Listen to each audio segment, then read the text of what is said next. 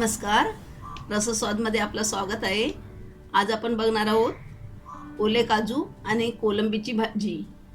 हे काजू आमच्याकडे ओले काजू कापून सुकवले जातात आणि ते वापरतात। तर तुमच्याकडे ते उपलब्ध नसतील तर तुम्ही नॉर्मल काजू जे आपण दुकानातून आणतो खायला, ते काजू तुम्ही 2-2.5 तास पाण्यामध्ये भिजत ठेवून अशा प्रकारे भाजी करू शकतात। तर त्यासाठी आपण लागणारे साहित्य बघूया।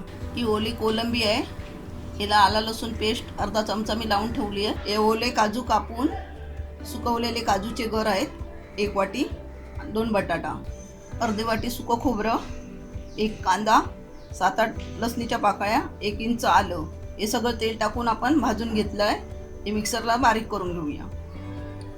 कोथिंबीर, 2 टोमॅटो, 1 कांदा, हे फोडणीसाठी, अर्धा चमचा गरम मसाला, 2.5 चमचे लाल मालवणी मसाला, चवीनुसार 1 चमचा तेल, कांदा, चिमूटभर मीठ, टोमॅटो,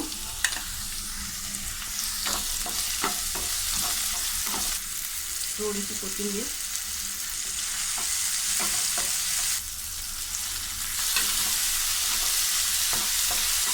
कोलंबी चांगली आपण 3 मिनिटं परतून घेतली आहे। गरम मसाला, मालवणी लाल मसाला, तुमच्याकडे जो मसाला असेल तो तुम्ही वापरा।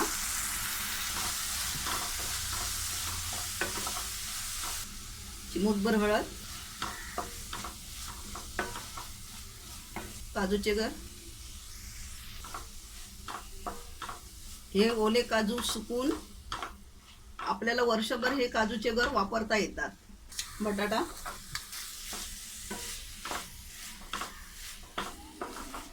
सुक्या खोबऱ्याचं वाटण,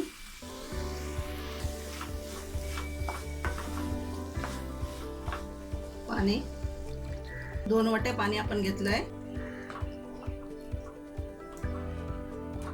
अर्धा चमचा अजून लाल मसाला घालूया,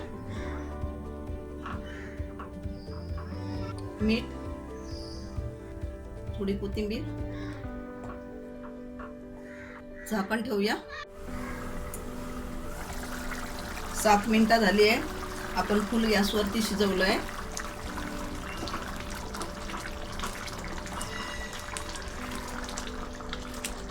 आता गॅस मीडियम करूया, नाही तर खालून जळून जाईल वाटण। आता आपण मीडियम गॅसवरती शिजवणार आहोत, झाकण पुन्हा ठेवून देऊया।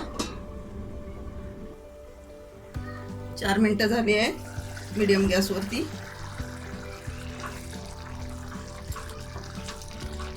कोलंबी काजूची भाजी तर शिजत आलेली आहे। जरा मंद आचेवर आपण जरा थोडा उशीर ठेवून देऊया झाकण घालून।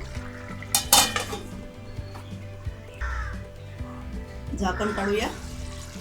10 मिनिटं आपण हे मंद आचेवर आता शिजवलं आहे। आता आपली काजूची भाजी एकदम तयार झालेली आहे। कोथिंबीर घालूया,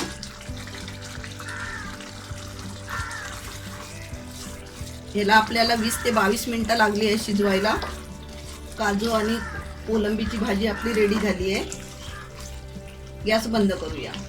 काजू कोलंबीची भाजी आपली बनवून तयार आहे। अशा पद्धतीने बनवली तर एकदम चविष्ट भाजी होते।